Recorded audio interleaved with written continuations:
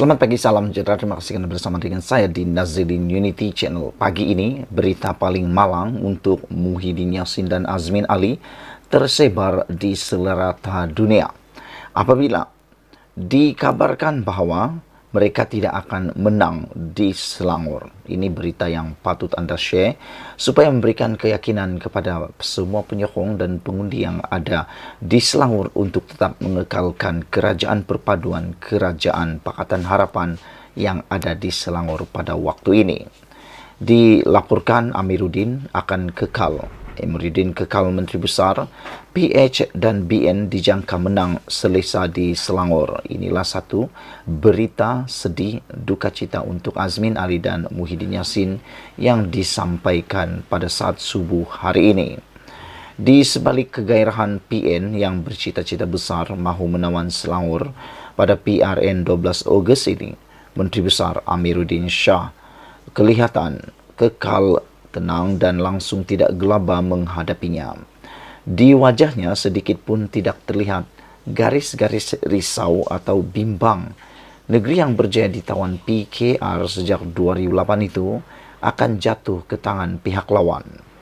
Dalam pertemuan selama lebih 2 jam dengan beliau bersama beberapa penulis yang turut disertai Dahlan Mansur atau Mamor, penasihat media Selangor, Muhammad Sayuti Omar, Sahbudin Embun dan Hayazi Hasim atau Tok Usin Ceroy, Amiruddin sentiasa tampak ceria, selalu tersenyum dan sesekali ketawa apabila bercerita mengenai keadaan negeri Selangor.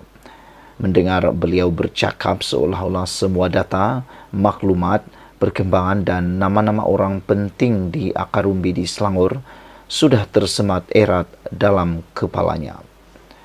Dalam pertemuan tersebut, beliau bercerita hampir semua perkara berkaitan Selangor. Politik pembangunan, program untuk rakyat, masa depannya, hubungan dengan istana, Azmin Ali, PRN, calon-calon PH dan macam-macam lagi. Malah, semua calon yang kami tanyakan dijawabnya dengan tenang, yakin dan tanpa ragu-ragu. Amiruddin turut memberitahu beliau memantau setiap 3 bulan laporan berkenaan kecenderungan pengundi di Selangor. Sehubungan itu, beliau penuh yakin PHBN mampu menangi PRN pada 12 Ogos depan ini. InsyaAllah kita masih mampu menang dan akan terus mentadbir negeri atau Selangor selepas 12 Ogos ini. Bahkan tidak keterlaluan untuk saya sebut bahawa kemenangan 2/3 masih relevan untuk dicapai. Kita boleh menang antara 38 atau 39 kerusi DUN, katanya dengan yakin. Menurut pengurusi Perikatan Nasional Pakatan Nasional PH Selangor itu, yang melegakan ialah kerana tiada isu kemarahan rakyat atau pengundi kerana kerajaan negeri sebagaimana yang menjadi bualan telah berlaku di negeri-negeri tertentu yang lain. Tahap puas hati mereka tambahnya sentiasa memuaskan dan melebihi kadar kemarahan yang jika ada pun hanya rasa marah kecil-kecilan yang timbul sekejap-sekejap di sana-sini. Ini kerana, kata beliau, sepanjang menerajui Selangor, keutamaannya ialah untuk mewujudkan kestabilan dan memberi kemakmuran kepada rakyat negeri itu. Dengan kadar KDNK yang meningkat kepada 25.5% pada tahun 2022 daripada 24.8% pada tahun sebelumnya, di samping sambutan terhadap program Jelajah Ihsan Rakyat yang diperkenalkannya untuk membantu rakyat mengimbangi kos sara hidup, Amiruddin yakin rakyat Selangor secara umumnya tiada masalah dengan kerajaan sedia ada. Tambahan lagi, bila timbul ura-ura kenaikan tarif air baru-baru ini, tidak akan pantas beliau yang menegaskan tiada keputusan di peringkat kerajaan negeri untuk berbuat demikian. Ini secara tidak langsung menyerahkan lagi ciri-ciri pilihan rakyat dalam wajah kepimpinannya. Ditanya tentang dirinya sama ada bertanding atau tidak, sekali lagi Amiruddin dengan pantas dan penuh yakin memberikan jawapan, saya bertanding. Dengan jawaban tersebut bermakna tiada isu lagi siapa calon menteri besar yang akan dinamakan atau mewakili PHBN selepas ini. Bersama rekod cemerlang sepanjang mentadbir Selangor, negeri stabil dan makmur, ekonomi tumbuh lebih baik, rakyat sentiasa puas hati dan tiada isu-isu yang melibatkan dirinya, parti atau kerajaan. Mengekalkan lagi Amiruddin adalah langkah awal paling penting, paling tepat sekali. Ia bukan saja mematikan politik dalaman atau perbelahan yang cuba diwujudkan oleh pihak-pihak tertentu, bahkan pasti menjadikan pengundi tiada keraguan lagi untuk membuat keputusan. Dalam erti kata lain, memberi peluang lagi kepada PHBN sebagai kerajaan negeri selepas 12 Ogos nanti dengan calon menteri besarnya adalah Amiruddin. Ini bermakna mengekalkan kestabilan, kemakmuran serta jaminan pertumbuhan ekonomi yang lebih baik untuk masa depan Selangor. Itulah dia saudara-saudara sekalian, berita ataupun laporan yang paling sedih untuk Azmin Ali dan Muhyiddin di Selangor hari ini. Sila share video ini untuk menggemparkan kawan-kawan Anda sekalian, menggemparkan para pengundi yang ada dalam PRN kali ini. Sekian dulu Malaysia kita punya, kita juga sama-sama cintai Malaysiaku. Kita jumpa lagi, bye-bye.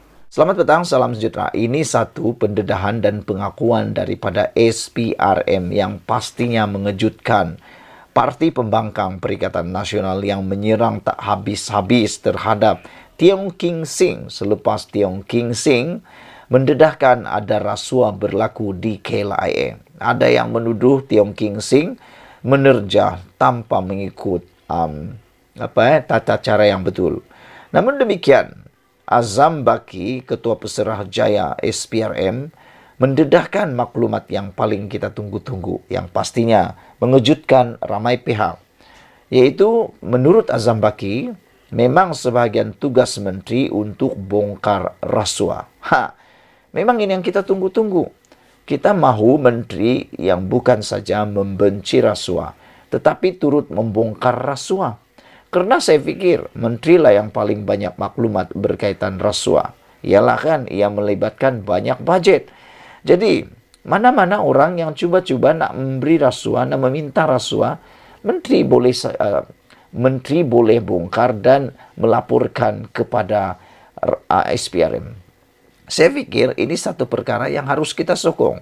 Dan tidak salahnya kalau ada undang-undang dibuat supaya menteri-menteri ini dilindungi selepas mendedahkan berlaku rasuah dalam kementerian mereka. Contoh dia, kalau ada kontraktor kah, tender kah, atau apa sekalipun yang tiba-tiba mahu meminta rasuah atau mau memberi rasuah kepada menteri, menteri harus dan wajib melaporkan pada SPRM dengan segera. Dan menteri-menteri ini seharusnya dilindungi oleh satu akta, khususnya akta SPRM, supaya menteri-menteri ini lebih berani mendedahkan rasuah yang berlaku, ketidakbetulan yang tidak berlaku, dan salah guna kuasa yang berlaku. Jadi kita setuju dan kita sokong, kita suka apabila Azam Baki mengatakan memang sebahagian tugas menteri untuk bongkar rasuah. Apa pendapat anda semua? Adakah anda setuju dengan saya? Adakah anda juga sependapat dengan saya? Ketua Suruhanjaya SPRM Tan Sri Azam Baki menyifatkan pembongkaran gejala rasuah oleh beberapa menteri sejak belakangan ini satu tanggungjawab murni untuk mencegah rasuah. Beliau berkata, tidak menjadi isu sekiranya menteri mengeluarkan kenyataan berhubung kes rasuah membabitkan agensi penguatkuasa. Katanya, beliau juga mengambil positif berhubung pendedahan berkenan. Ini yang kita suka. Sepatutnya begini. Bukannya menteri harus dikecam pula. Menteri harus dipuji apabila menteri mendedahkan ketidakbetulan, ketidaktentuan atau salah guna kuasa atau rasuah yang berlaku di Malaysia. Tapi yang saya heran, menteri laporkan, menteri pula yang dikecam, menteri pula yang diserang. Apa nak jadi macam tu? Tapi kita suka apabila Azam Baki sendiri kata, beliau mengambil positif berhubung pendedahan berkenan. Tiada hal untuk mereka memberi kenyataan mengenai aktiviti rasuah. Kerana sebagai menteri, ia tanggungjawab mereka untuk mencegah rasuah, kata beliau. tidak menjadi masalah dan kita juga mengambil ia secara positif. Hari ini, Menteri Dalam Negeri Datuk Seri Saifuddin Nasution Ismail dalam satu sidang akhbar mendedahkan seorang pegawai Jabatan Pendaftaran Negeri JPN dipercayai meminta sejumlah wang bagi kelulusan permohonan warga negara dan berkata, ia sudah diserahkan kepada SPRM untuk tindakan lanjut. Kami selalu tular di media sosial kekecohan di lapangan terbang antarabangsa KLIA apabila Menteri Pelancongan Seni dan Budaya Datuk Seri Tiong King Seng didakwa menceroboh masuk Dewan Ketibaan Antarabangsa selepas seorang pelawat China tidak dibenarkan masuk ke negara ini oleh Jabatan Immigration. Menteri berkenaan kemudian mendakwa ada amalan membabitkan Jabatan Immigration dalam mengurus proses ketibaan warga asing di KLIA. Ada amalan rasuah membabitkan Jabatan Immigration, kata beliau. Sekian dulu untuk kali ini. Jangan lupa ikuti terus ulasan dalam channel ini. Tekan butang subscribe. Kita jumpa lagi. Bye-bye. Selamat malam, salam sejahtera. Terima kasih karena bersama dengan saya di Nazilin Unity Channel. Seorang Datuk Seri memohon kes rasuah RM 15 juta berkaitan Kementerian Dalam Negeri digugurkan. Wah, ini betul-betul mengejutkan lah kan. Bayangkan kes rasuah 15 juta ringgit berkaitan KDN mahu digugurkan, dipohon supaya digugurkan. Apa punya macam ni kan, banyak kali kita dengar orang-orang tertentu berusaha supaya digugurkan kes mereka. Dengan kata lain, tidak mahu supaya dibicarakan. Apa pendapat kamu semua? Kalau pendapat saya tak perlulah digugurkan. Berani kerana benar, takut kerana salah. Macam mana pun kalau sudah dibicarakan, kalau Anda tak bersalah, Anda akan tetap menang. Tapi kalau takut-takut, itu yang kita risau. Orang takut biasanya ada isunya. Seorang ahli perniagaan bergelar Datuk Seri memfailkan permohonan agar 4 tuduhan rasuah terhadapnya digugurkan dalam kes yang menyebut nama bekas Menteri Dalam Negeri Hamzah Zainuddin. Sim Cho Thiam memfailkan permohonan itu di Mahkamah Session Kuala Lumpur 2 hari lalu agar dia dilepaskan tanpa dibebaskan di NAA terhadap 4 pertuduhan rasuah berjumlah RM 15 juta. Menurut salinan permohonan, Sim berkata 4 pertuduhan itu bertentangan dengan Seksyen 153 dan 154 Kanun Tata Cara Jenayah yang mewajibkan perincian seperti masa dan tempat kesalahan itu didakwa berlaku dinyatakan. Dia juga mendakwa penyiasatan kes pada masa ini tidak lengkap. Pengurusan kes untuk permohonan itu yang dibuat mengikut Seksyen 173G KTJ dijadual pada 31 Julai ini. Sim juga memfailkan satu lagi permohonan mengikut Seksyen 51A KTJ agar pendakwaan memberikan beberapa pernyataan bertulis yang berpihak kepada tertuduh. Antaranya berkaitan dakwaan yang SPRM hanya merakam kenyataan Hamzah pada 10 Mei selepas Sim didakwa pada hari yang sama. Pada 10 Mei lalu, Sim 63 tahun mengaku tidak bersalah dan meminta dibicarakan ke atas 4 pertuduhan rasuah yang didakwa dilakukan antara Jun dan 30 Julai 2021. Dia dituduh melakukan kesalahan itu sebagai dorongan untuk Hamzah yang ketika itu Menteri Dalam Negeri semasa pentadbiran Perikatan Nasional untuk membantu Asia Coding Center Sdn Bhd untuk mendapatkan sebarang projek daripada agensi di bawah kementerian berkenaan. Sim dituduh meminta dan menerima rasuah daripada pengarah urusan Asia Coding Center, Hip Kim Hong, melalui Syed Abu Zafran Syed Ahmad. Tertuduh didakwa melakukan kesalahan itu di Solaris Dutamas, Jalan Dutamas 1 Kuala Lumpur. Pertuduhan didakwa mengikut Seksyen 16A dalam kurungan B Akta SPRM 2009 dengan Seksyen 24 dalam kurungan 1 Akta sama memperuntukkan hukuman penjara maksimum tidak melebihi 20 tahun serta denda tidak kurang 5 kali ganda jumlah rasuah yang terlibat atau RM 10,000 yang mana lebih tinggi jika tertuduh dapati bersalah. Dia dibenarkan diikat jamin RM 1 juta dengan seorang penjamin dan diarahkan supaya menyerahkan pasportnya serta melaporkan diri di Ibu Pejabat SPRM terdekat di Kuala Lumpur sebulan sekali. Pada 11 Mei lalu, Hamzah yang juga ada ketua pembangkang mendakwa tindakan mengaitkan namanya dengan 4 pertuduhan rasuah. Dalam kes tersebut adalah sebagai muslihat politik yang bertujuan untuk mencemarkan nama baiknya. Mahkamah menetapkan perbicaraan penuh terhadap SIM akan dibuat selama 10 hari pada Mei tahun depan. Sekian dulu untuk kali ini. Jangan lupa tinggalkan komen Anda, ikuti terus ulasan selepas ini. Selamat petang, salam sejahtera. Ini satu keputusan yang paling mengejutkan kita berlaku di Malaysia. Bekas setiausaha KBS, Kementerian Belia dan Sukan, Othman Arshad dihukum penjara 15 tahun dan didenda lebih RM283 juta selepas didapati bersalah atas pertuduhan rasuah dan penggubahan wang haram membabitkan lebih RM38 juta. Wow, ini memang satu keputusan yang benar-benar kita terkejut. Bayangkan hukuman sudahlah didenda 15 tahun penjara, dia pula dapat denda RM283 juta. Ini mengingatkan saya kepada Najib Tun Razak yang juga telah didenda di penjara 12 tahun dengan denda 210 juta. Makna kata, bekas setiausaha Kementerian Belia Sukan ini lebih hebat daripada hukuman Najib. Menerima bahana lebih besar daripada Najib. Penjara 15 tahun dan denda RM283 juta. Kalau tak mampu bayar, pastilah. Tak mampu bayar 283 juta ini, pastilah beliau akan perlu menggantikan uang ini dengan nilai penjara. Tapi saya pikir ini satu hukuman yang amat-amat bagus. Kenapa? Supaya memberikan peningkatan ketakutan kepada semua orang untuk melakukan kesalahan jenayah, khususnya menerima rasuah. Hukuman yang setimpal, hukuman berat seperti ini, memang kita tunggu-tunggu.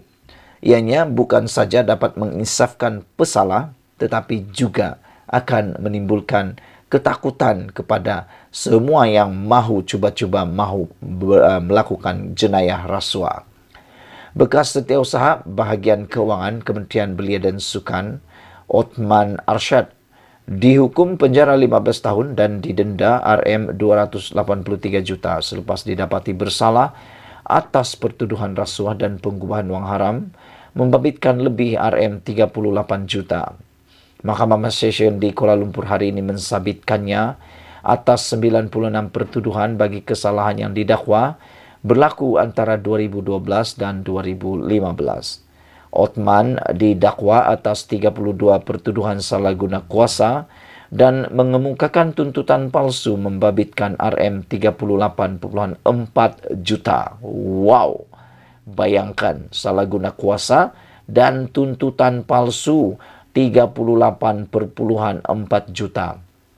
Ini melibatkan 17 pertuduhan mengikut Seksyen 18E Akta SPRM 2009 atas dakwaan mengemukakan tuntutan palsu, manakala baki 15 pertuduhan adalah berhubung salah guna kuasa di bawah Seksyen 23 dalam kurungan 1 akta yang sama.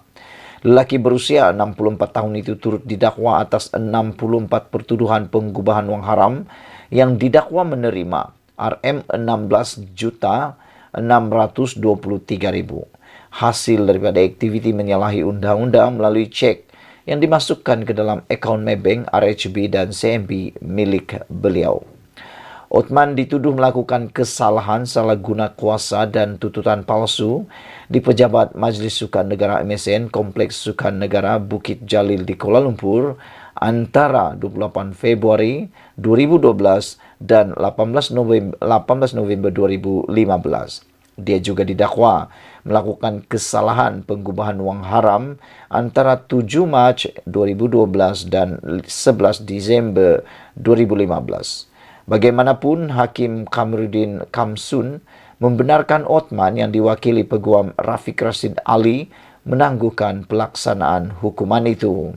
Saudara-saudara sekalian, kita bersetujulah dengan hukuman berat dan setimpal ini kerana ianya akan dapat membuatkan orang yang mau cuba-cuba salah guna kuasa, membuat tuntutan palsu, membuat rasuah akan bergetar dan berfikir lebih daripada 1 juta kali sebelum melakukan kesalahan ini.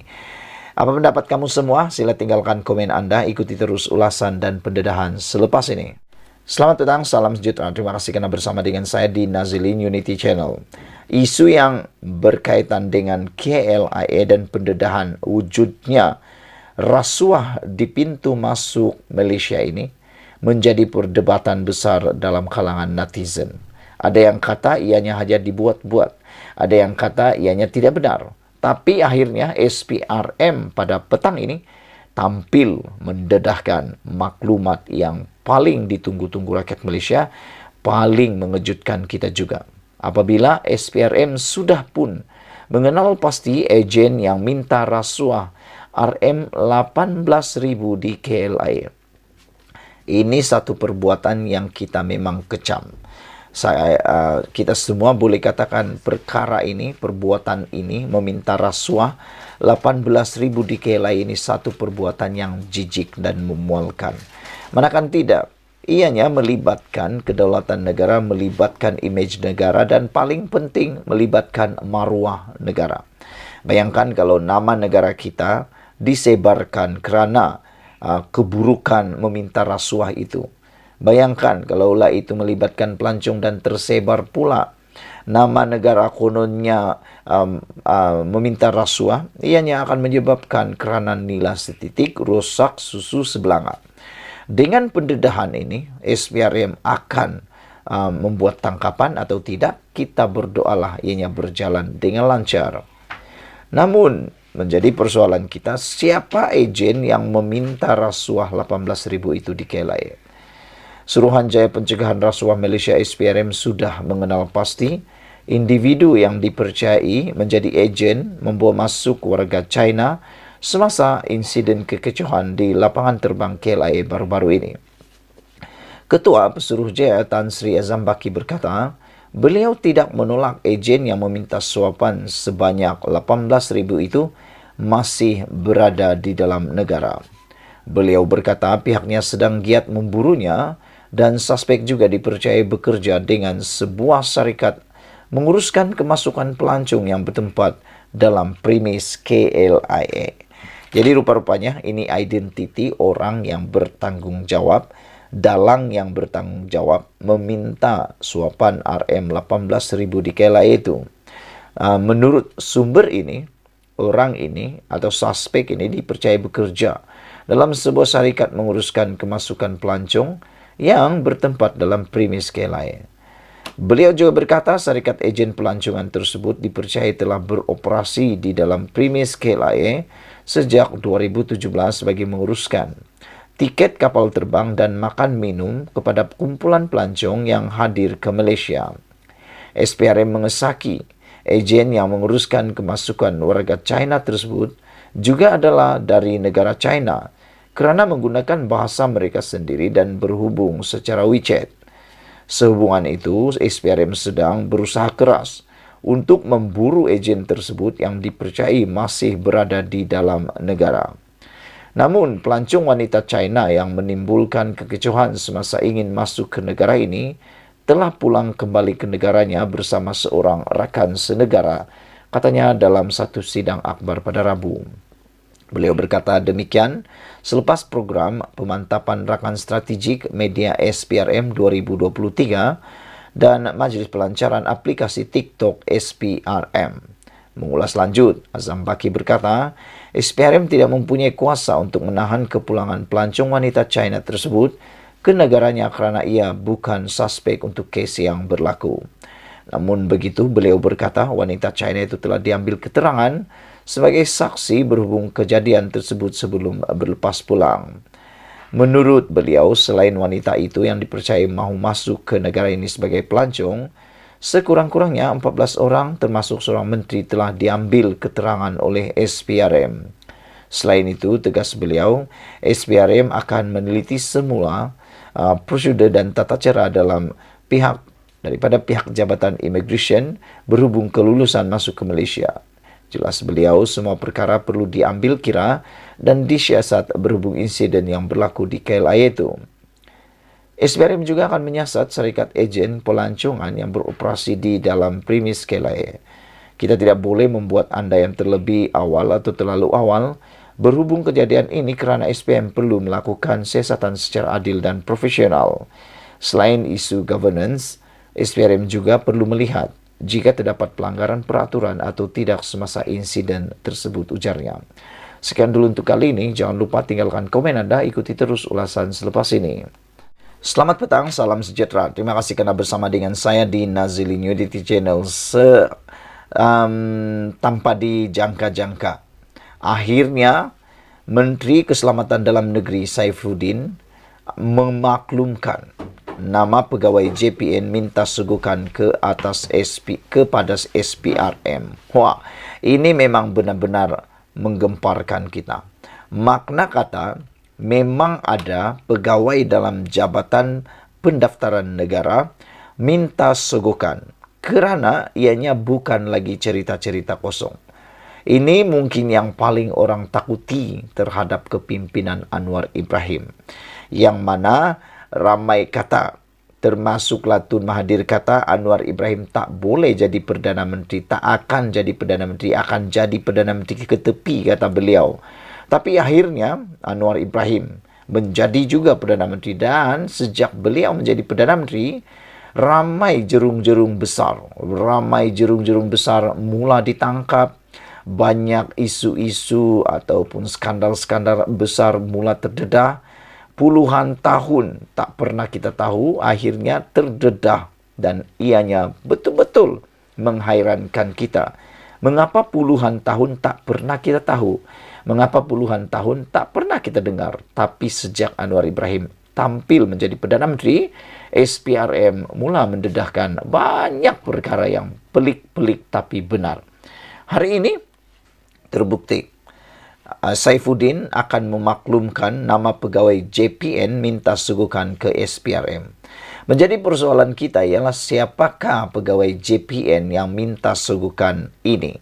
Dan tolong tinggalkan komen Anda semua. Kalau benar itu pegawai JPN ini didapati bersalah, apa agak-agaknya hukuman yang boleh diberikan kepada pegawai JPN ini? Kerana ia melibatkan kedaulatan negara, terutamanya kewarganegaraan kita. Menteri Dalam Negeri Saifuddin Nasution Ismail hari ini berkata, dia akan memaklumkan sendiri kepada Ketua Pesuruhjaya SPRM Azam Baki mengenai nama pegawai Jabatan Pendaftaran Negara JPN yang dipercayai meminta sejumlah wang bagi kelulusan permohonan warga negara. Saifuddin berkata, pegawai terbabit dikenal pasti selepas dia menerima aduan yang dibuat secara terus kepadanya. Hari ini, saya akan serahkan nama kepada Tan Sri Azam Baki untuk bantu beliau buat siasatan selanjutnya atau seterusnya, kata Saifuddin pada sidang media selepas mesyuarat kabinet di Kementerian Dalam Negeri hari ini. Isnin lalu, Perdana Menteri Anwar Ibrahim semasa perhimpunan bulanan warga Jabatan Perdana Menteri dipetik sebagai berkata, dua agensi di bawah Kementerian Dalam Negeri iaitu Jabatan Immigration dan JPN sedang disiasat berhubung amalan rasuah dan salah guna kuasa dalam kalangan pegawainya. Katanya dia menerima maklumat ada unsur salah guna kuasa di JPN apabila proses untuk mendapatkan sijil warga negara dikenakan bayaran. Ditanya jika tindakan dalaman telah diambil terhadap pegawai berkenan, Saifuddin berkata lebih banyak maklumat akan didedahkan selepas nama mereka diserahkan. Wah, memang kita tunggu-tunggulah apakah maklumat yang akan didedahkan selepas nama pegawai-pegawai JPN ini yang menerima atau meminta suguhkan didedahkan. Saudara-saudara, jadi kita bersyukurlah kerana Anwar Ibrahim dan SPRM sekarang begitu giat mendedahkan perkara pelik-pelik tapi benar-benar berlaku. Ikuti terus ulasan selepas ini.